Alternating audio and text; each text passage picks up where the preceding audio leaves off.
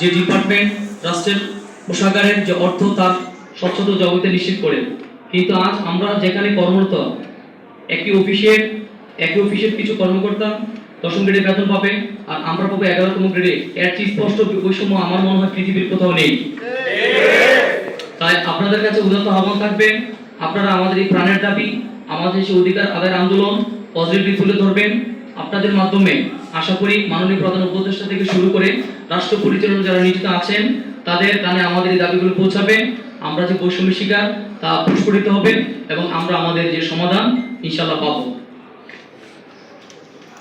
প্রিয় সাংবাদিকবৃন্দ, বর্তমান অন্তর্বর্তীকালীন সরকারকে বিব্রতকর পরিস্থিতিতে ফেলার ষড়যন্ত্রে লিপ্ত ফেসিবাদের দোষর বর্তমান অর্থ সচিব সহ সিজি কার্যালয়, অর্থ মন্ত্রণালয়ে এখনো বিরাজমান বিগত ফেসি সরকারের কিছু সংখ্যক অনুসারী ও সর্বোচ্চ সুবিধাভোগী একটি সিন্ডিকেট এর অবিলম্বে আমরা পদত্যাগ দাবি করছি।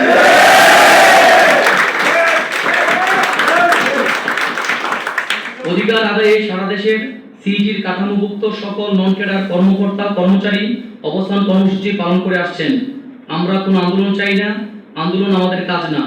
রাষ্ট্রের সেবায় আমাদের মুখ্য, জনগণের সেবায় আমাদের মুখ্য। আমরা আমাদের কর্মে ফিরে যেতে চাই।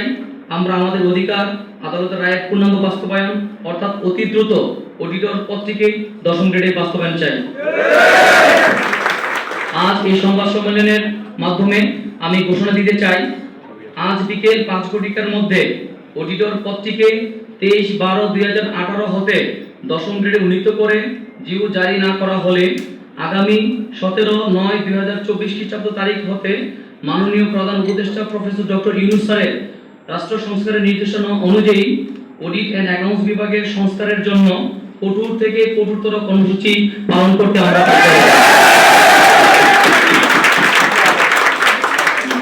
আপনাদের জ্ঞাতাতে আরো বলতে চাই, আমাদের সেই কর্মসূচি গণ অনশন পর্যন্ত চলে যাবে।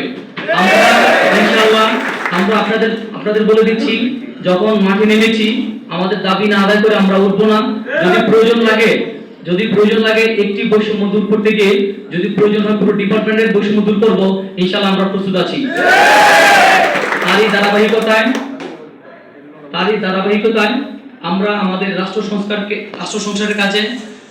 সংস্কারের কাজে সহযোগিতা করার জন্য অডিট অ্যান্ড অ্যাকাউন্টস ডিপার্টমেন্টের যত বৈষম্য আছে এবং সেই বৈষম্যের মূল হোতা যারা তাদের উৎখাত সহ আমরা আগামী মঙ্গলবার থেকে গণ অনশন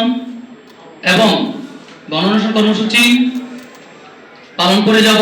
যদি প্রয়োজন লাগে যারা মূল হোতা তাদের পদত্যাগ দাবি করতে আমরা কুণ্ঠাবোধ করব না।